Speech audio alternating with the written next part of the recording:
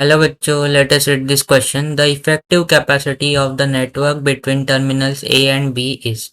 तो इस क्वेश्चन में हमारे पास एक नेटवर्क दिया हुआ है, तो हमें इफेक्टिव कैपेसिटी निकालना है बिटवीन ए एंड बी।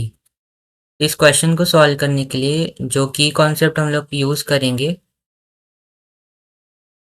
वो होगा कि effective capacitance in the case of series and parallel combination. तो अगर हमारे पास सीरीज में कनेक्टेड है कैपेसिटेंस, तो उसके केस में जो इक्विवेलेंट कैपेसिटेंस जो आएगा, तो ये आएगा 1/C1 plus 1/C2 up to, अगर हमारे पास n कैपेसिटर्स कनेक्टेड है तो ये 1/Cn तक जाएगा।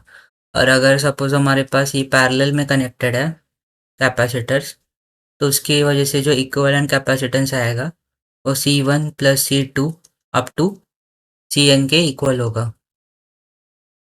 तो यहाँ पे अगर हम लोग डायग्राम देखें तो हमारे पास जो ये जो है ये व्हीटस्टोन ब्रिज दिया हुआ है, और यहाँ पे व्हीटस्टोन ब्रिज का जो कंडीशन होता है वो सेटिस्फाई हो रहा है, क्योंकि यहाँ पे अगर हम लोग देखें 6/6 इक्वल्स टू 6/6 के इक्वल आ रहा है।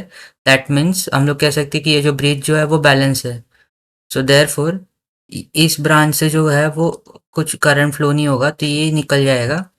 तो हमारा सर्किट जो बनेगा वो होगा, यहाँ पे हमारा सर्किट आएगा, ये पैरेलल आएगा, ये दो ऊपर पैरेलल हो जाएंगे, और उससे सॉरी ये दो सीरीज में आएंगे, और उससे पैरेलल यहाँ पे वापस दो सीरीज में आ जाएंगे।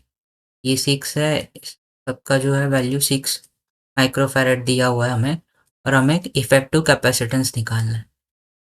तो अगर हम लोग देखें तो ऊपर जो है वो दो सीरीज में कनेक्टेड है, नीचे भी दो सीरीज में कनेक्टेड है, और ये दोनों पैरेलल में कनेक्टेड है।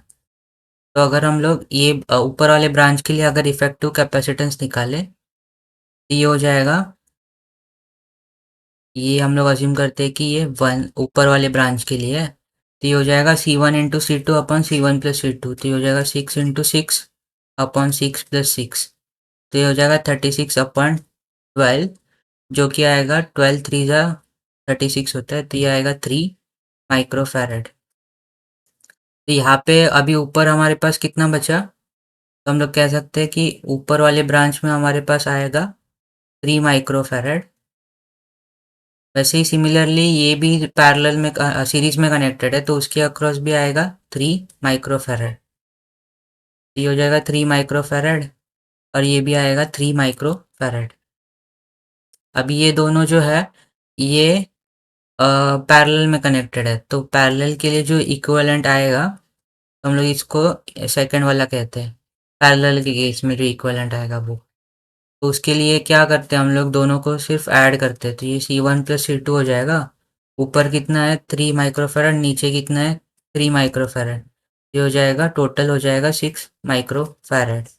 तो देयरफॉर हम लोग कह सकते हैं कि सर्किट के लिए जो इक्विवेलेंट कैपेसिटी हो जाएगी वो 6 माइक्रोफैरेड के इक्वल हो जाएगा।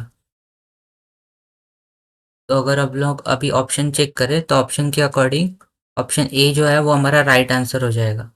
So I hope you have understood it well, and all the best of luck.